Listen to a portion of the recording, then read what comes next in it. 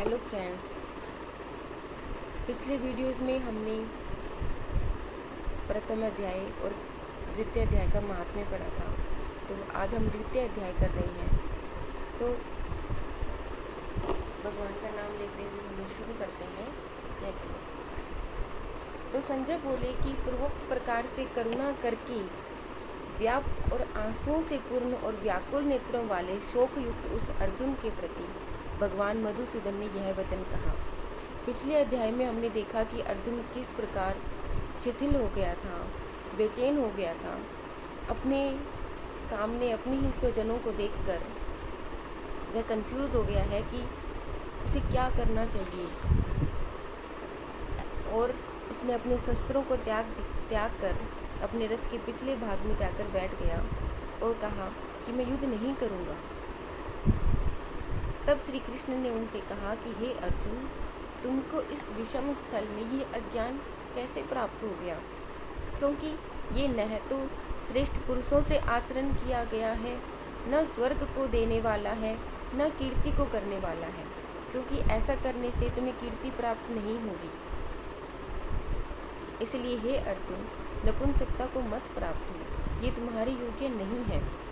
हे परंतप, तुच्छ हृदय की दुर्बलता को त्याग कर युद्ध के लिए खड़े हो जाओ। तो यहाँ भगवान अर्जुन को समझाते हुए कह रहे हैं कि उन्हें इस प्रकार की कायरता नहीं दिखानी चाहिए और उन्हें युद्ध के लिए खड़े होना चाहिए। लेकिन अर्जुन कहते हैं कि हे मधुसूदन, मैं रणभूमि में भीष्म पितामह और द्रोणाचार्य के प्रति कैसे बाणों से युद्ध करूँगा?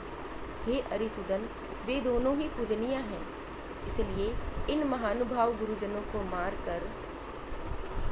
मारकर इस लोक में भिक्षा का अन्न भी भोगना पड़े तो वह मुझे कल्याणकारक लगता है, क्योंकि गुरुजनों को मारकर भी इस लोक में रुधिर से सने हुए अर्थ और कामरूप भोगों को ही तो भोगूंगा।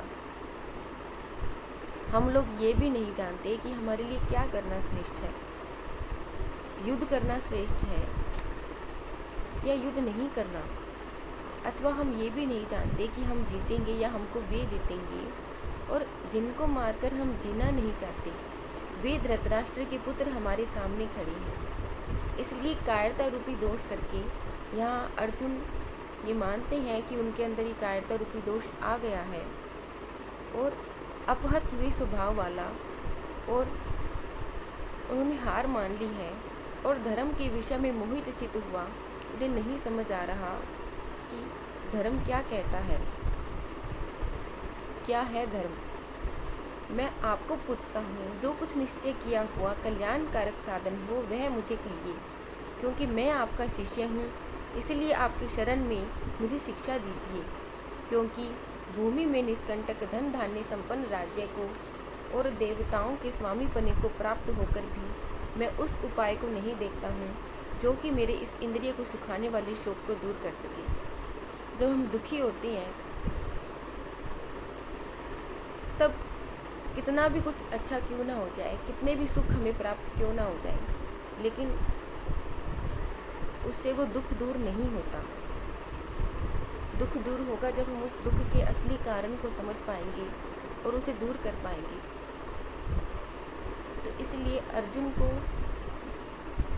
लग रहा है कि ऐसा क्या करे जिससे वो ऐसा कोई उपाय उसे नहीं समझ में आ रहा जिससे कि वो इस दुख से निकल सके। संजय बोले, हे राजन, निंद्रा को जीतने वाले अर्जुन अंतर्यामी श्री कृष्ण महाराज के प्रति इस प्रकार कहकर श्री गोविंद भगवान से कि मैं युद्ध नहीं करूँगा ऐसा स्पष्ट कहकर चुप हो गए। उसके बाद हे भरतवंशी धृतराष्ट्र, अंतर्यामी श्री कृष्ण महाराज ने दोनों सेनाओं के बीच में उस शोकयुक्त अर्जुन को कहा। अब श्री कृष्ण महाराज जो हैं वो अर्जुन को समझाने के लिए तैयार हुए हैं और वे उन्हें कहते हैं कि अर्जुन, तुम न शोक करने के लिए शोक करते हो, पंडितों जैसी बातें करते हो। पंडित भी मरे हुए के लिए या नहीं मरे हुए के लिए शोक नहीं करते हैं, क्योंकि आत्मा नित्य है, आत्मा कभी नहीं मरती। तो तुम्हें भी शोक नहीं करना चाहिए, है ना। इसलिए शोक करना सही नहीं है। वास्तव में ऐसा नहीं था कि किसी समय में तुम नहीं थे, मैं नहीं था, या ये सब राजा लोग नहीं थे, और ऐसा भी नहीं है कि आगे तुम नहीं होगी या मैं नहीं होऊंगा या ये सब राजा लोग नहीं होंगे, सिर्फ शरीर अलग होगा।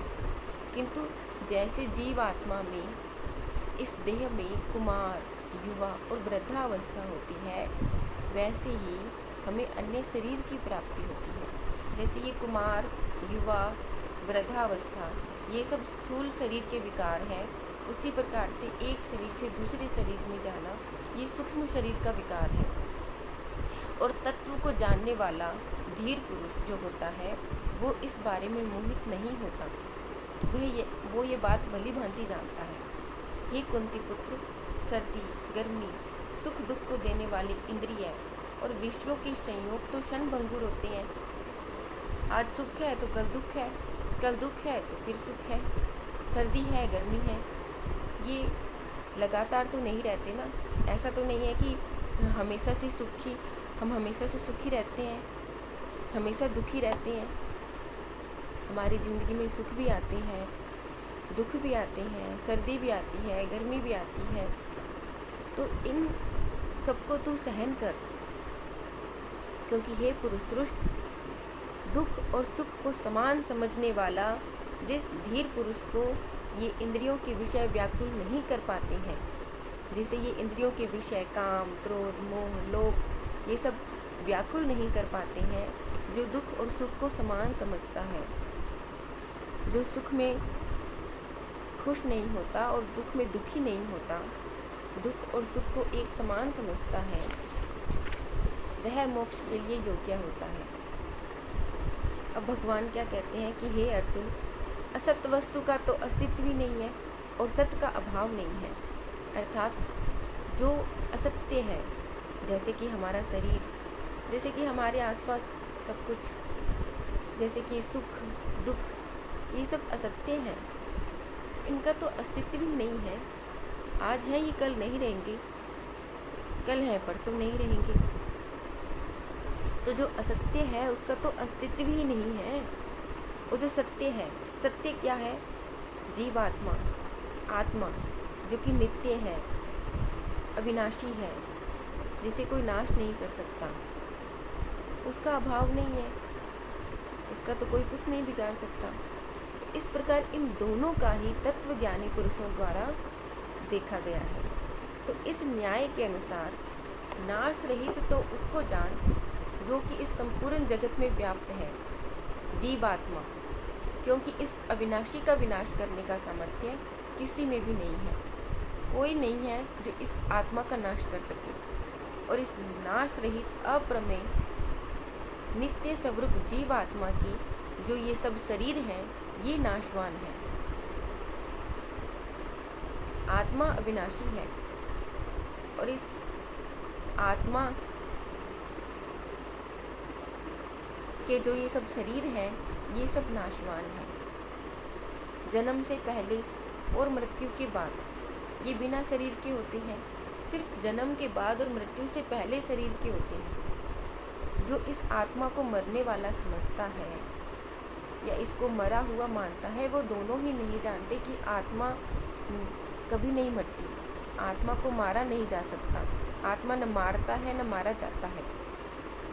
ये आत्मा किसी काल में न जन्मता है न मरता है, न यह आत्मा होकर के फिर होने वाला है, क्योंकि ये अजन्मा है, नित्य है, शाश्वत है, पुरातन है। अर्थात ये सत्य है, आत्मा एक सत्य है, ये नित्य है, ये हमेशा से चली आ रही है, इसका कभी कोई नाश नहीं हुआ। शरीर के नाश होने पर भी इसका नाश नहीं होता, आत्मा का नाश नहीं होता, शरीर का नाश होता है। हे प्रथापुत्र अर्जुन, जो पुरुष इस आत्मा को नाश रहित, नित्य, अजन्मा और अव्यय जानता है, वो पुरुष कैसे किसको मरवाता है, कैसे किसको मारता है। और यदि तुम कहो कि मैं तो इस शरीर के वियोग का शोक करता हूँ, तो भी उचित नहीं है, क्योंकि जिसने जन्म लिया है उसकी मृत्यु भी निश्चित है ना। जैसे मनुष्य पुराने वस्त्र को त्याग कर नया वस्त्र ग्रहण कर लेता है ना। जैसे जो मनुष्य है वो पुराने वस्त्र को उतार कर नया वस्त्र ग्रहण कर लेता है, वैसे ही जीवात्मा पुराने शरीर को त्याग कर नया शरीर ग्रहण कर लेती है। तो उसके लिए शोक नहीं करना चाहिए। और जहाँ तक आत्मा की बात है, आत्मा को न शस्त्र काट सकता है, न आग जला सकती है, न जल गीला कर सकता है, न वायु सुखा सकती है। आत्मा क्या है? अछेद्य है, इसे छेदा नहीं जा सकता, अधाह्य है, अक्लेग्य है, अशुष्य है, इसे जलाया नहीं जा सकता, इसे भिगोया नहीं जा सकता, इसे सुखाया नहीं जा सकता। निसंदेह नित्य, सर्वव्यापक, अचल, स्थिर रहने वाली और सनातन है। सनातन है अर्थात पहले भी थी और आगे भी रहेगी।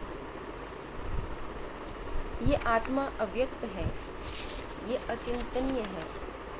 इसलिए हे अर्जुन, इस आत्मा को ऐसा जानकर तुम शोक करने के योग्य नहीं हो।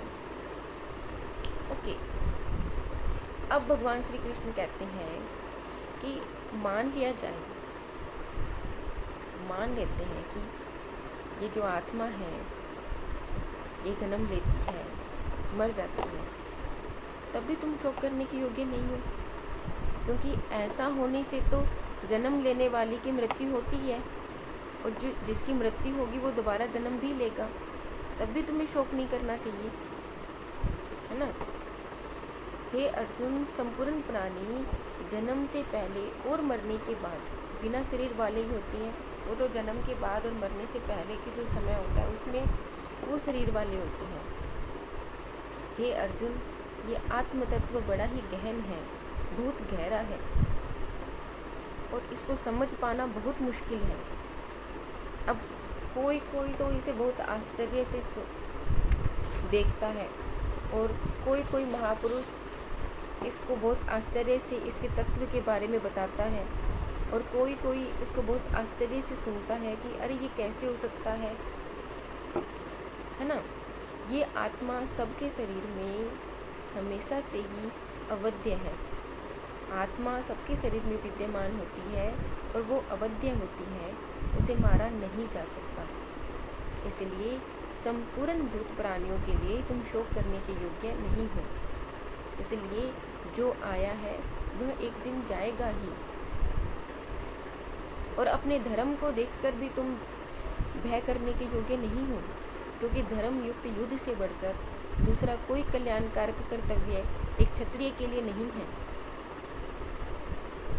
हे पार्थ, अपने आप तुम्हें ये मौका मिला है, अपने आप आज तुम्हें ये मौका मिला है कि तुम एक धर्म युद्ध में हिस्सा ले रहे हो। इस प्रकार के युद्ध को कोई भाग्यवान क्षत्रिय लोग ही पाते हैं और यदि तुम ये युद्ध नहीं करोगे तो क्या होगा? तो सब धर्म को और अपनी कीर्ति को खोकर पाप को प्राप्त करोगे। सब लोग तुम्हारी बहुत काल तक अपकीर्ति का कथन करेंगे और वो किसी भी माननीय पुरुष के लिए मरने से भी अधिक बुरा है। और जिनके तू बहुत माननीय होकर भी अब तुच्छता को प्राप्त करोगे, वे लोग भी तुम्हें भय के कारण युद्ध से उपराम हुआ मानेंगे और तुम्हारे बैरी लोग तुम्हारे सामर्थ्य की निंदा करते हुए बहुत सी बातें कहेंगे। उनसे दुख होगा ना। तो युद्ध करना तुम्हारे लिए अच्छा है, क्योंकि युद्ध करने से या तो तुम मरकर स्वर्ग को प्राप्त करोगे या जीकर पृथ्वी को भोगोगे। लेकिन अपने कर्तव्य का पालन करो, युद्ध के लिए निश्चय होकर खड़े हो जाओ। यदि तुम्हें स्वर्ग की इच्छा नहीं है, राज्य की इच्छा नहीं है, तो भी सुख दुख, लाभ हानि, जय पराजय, इन सबको एक समान समझकर तैयार हो जाओ। कर्म करना। अब भगवान श्री कृष्ण जो हैं वो उन्हें निष्काम कर्म योग के बारे में बताते हैं। तो कहते हैं कि यदि तुम्हें स्वर्ग और राज्य की इच्छा नहीं है तो भी सुख दुख, लाभ हानि, जय पराजय को समान समझकर युद्ध के लिए तैयार हो जाओ और इस प्रकार युद्ध करने से तुम्हें पाप नहीं मिलेगा। हे पार्थ, ये बुद्धि तेरे लिए ज्ञान योग के विषय में कही गई है और अब इसी को भगवान निष्काम कर्म योग के रूप में बता रहे हैं। निष्काम कर्म योग अर्थात कर्म कर लेकिन फल की इच्छा मत कर, तुम कर्मों के बंधन को अच्छी तरह से नाश कर पाओगे। इस निष्काम कर्म योग में आरंभ का नाश नहीं है, अर्थात इसमें भगवान श्री कृष्ण ये नहीं कहते कि तुम कर्म मत करो, कर्म करना है, उल्टा फल रूप दोष भी नहीं लगता है। इसलिए इस निष्काम कर्म योग रूप धर्म का थोड़ा भी साधन जन्म और मृत्यु रूपी भय से उद्धार कर देता है। हे अर्जुन, इस कल्याण मार्ग में निश्चयात्मक बुद्धि एक ही है और अज्ञानी पुरुषों की बुद्धियाँ तो बहुत प्रकार की होती हैं। हे अर्जुन, जो सकामी पुरुष होते हैं, जो सोचते हैं कि मैं ये काम करूँगा तो मुझे ये प्राप्त हो जाएगा, ये चीज़ मेरे पास है, मैं इसकी रक्षा करूँगा। जो सकामी पुरुष केवल फल में प्रीति रखने वाले होते हैं, जिन्हें सिर्फ फल कि मैं ये ऐसा करूँगा तो मुझे ऐसे फल प्राप्त हो जाएगा, स्वर्ग को श्रेष्ठ मानने वाले होते हैं, वे अविवेकी जन जन्म रूपी कर्म फल को देने वाली और भोग ऐश्वर्य की प्राप्ति के लिए बहुत सी क्रियाओं की विस्तार वाली और इस प्रकार की शोभा युक्त वाणी को कहते हैं कि मैंने ऐसा किया, मुझे ऐसा मिल गया, मैंने ये किया, वो किया। उस वाणी द्वारा हरे हुए चित्त वाले, भोग और ऐश्वर्य में आसक्ति रखने वाले उन पुरुषों के अंतःकरण में निश्चयात्मक बुद्धि नहीं होती है। हे अर्जुन, सब वेद तीनों गुणों के कार्य रूप, तीनों गुण सत्य रज तम, इन तीनों गुणों के कार्य रूप संसार को विषय करने वाले होते हैं, प्रकाश करने वाले होते हैं। इसलिए तो असंसारी अर्थात निष्कामी, सुख दुख आदि द्वंद्वों से रहित नित्य वस्तु में स्थित, नित्य वस्तु क्या है? आत्मा। इस आत्मा में स्थित होकर योग क्षेम को न चाहने वाला, योग जो चीज़ हमें नहीं मिली है उसको पाने का नाम है योग। क्षेम जो हमारे पास है उसकी रक्षा करना, या जो हमारे पास योग जो हमारे पास नहीं है उसे पाना। तो इसको न चाहने वाला और आत्मपरायण हो, अपनी कामनाओं का त्याग कर अपने कर्म पर ध्यान दो, क्योंकि मनुष्य का सब ओर से परिपूर्ण जलाशय के प्राप्त हो जाने पर छोटे जलाशय का जितना प्रयोजन रह जाता है ना, उसी प्रकार ब्रह्म को जानने वाले ब्राह्मण के लिए दूसरे ज्ञान के लिए रह जाता है। जैसे बड़े जलाशय के प्राप्त हो जाने पर जल के लिए छोटे जलाशय की जरूरत नहीं पड़ती, वैसे ही ब्रह्मानंद की प्राप्ति हो जाने पर किसी और आनंद की प्राप्ति, किसी और आनंद की जरूरत ही नहीं रहती। इसमें क्या है कि तुम्हारा कर्म करने में अधिकार होगा, तुम्हें अपना कर्म करना है, लेकिन फल में तुम्हारा अधिकार नहीं है, निस्वार्थ कर्म करना है। ऐसा लगता ना कि हाँ अच्छा, स्वार्थ जो हम फल की इच्छा करके कर्म करेंगे और जो हम बिना फल की इच्छा किए कर्म करते हैं, उसमें बेहतर कौन सा होगा? बिना इच्छा के किया गया कर्म। तो तुम कर्मों के फल की वासना वाले नहीं हो, तुम्हारी कर्म न करने में भी प्रीति नहीं होनी चाहिए। ऐसा नहीं है कि कर्म ही मत करो तो फल भी नहीं मिलेगा। कर्म करना है लेकिन फल की इच्छा नहीं है।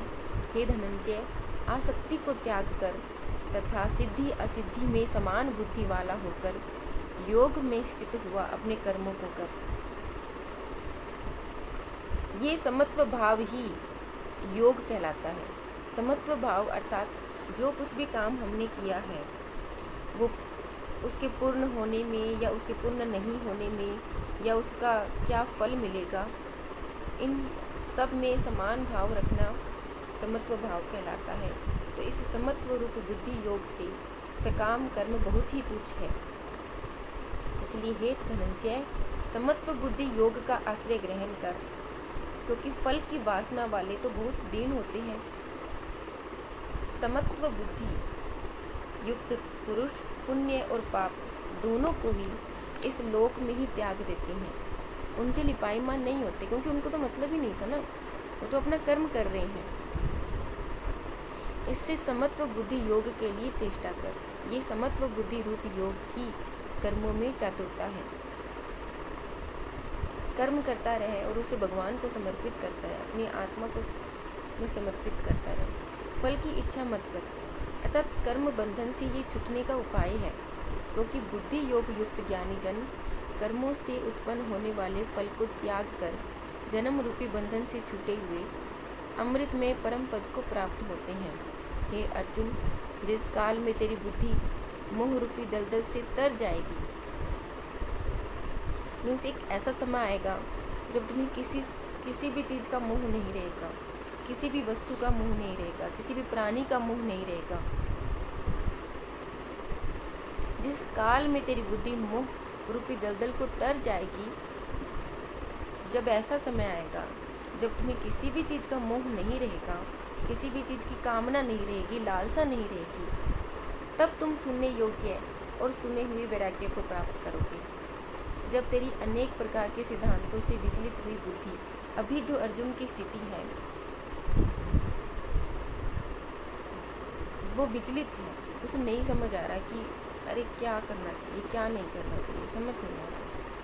तो जब तेरी अनेक प्रकार के सिद्धांतों को सुनने से विचलित हुई बुद्धि परमात्मा के स्वरूप में अचल हो जाएगी, इस परमात्मा के स्वरूप में स्थिर हो जाएगी, तब तुम समत्व रूपी योग को प्राप्त करोगे। जब तुम्हारे मन में किसी भी प्रकार की कोई कामना नहीं रहेगी, कोई लालसा नहीं रहेगी, तुम सिर्फ अपने कर्म पर ध्यान दोगे, तब तुम समत्व रूपी योग को प्राप्त करोगे। तो इसके आगे का अध्याय हम कल करेंगे। अभी के लिए धन्यवाद।